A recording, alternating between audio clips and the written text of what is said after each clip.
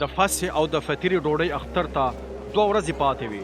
مشران کاهنان او د شریعت عالمان په دې لټه کې وو چې څنګه عیسی په پټه راونیسي او ویې وژني. هغوی ویل خدا کار باید د اختر په ورځ کې ونشي، هسې نه چې خلک شور او غوغا جوړه کړي.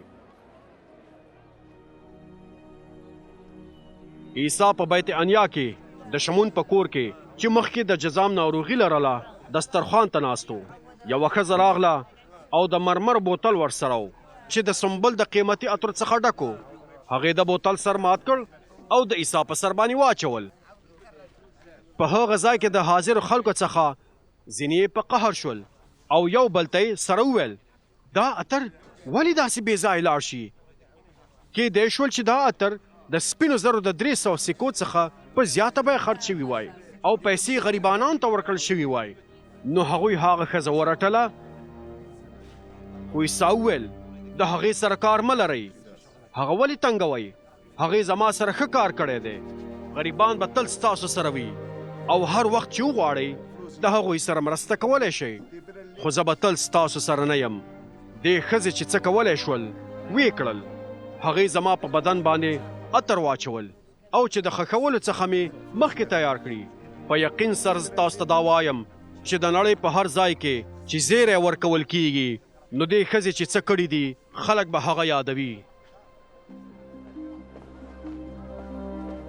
بیا یهوده اسخریوطي چې د هغو 12 شاګردانو څخه و مشرانو کاهنانو ته ورغی چې عیسی هغوی ته په لاس ورکړي.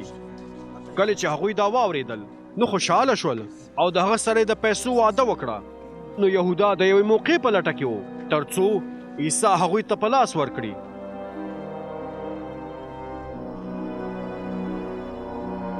د فطرې ډوډۍ د اختر په لومړۍ ورځ یعنې په هغه ورځ چې هغوی د فصح وری قرباني کوو د عیسی شاګردانو هغه ته وویل ته چیرته غواړې چې د فصح ډوډۍ درته تیاره کړو؟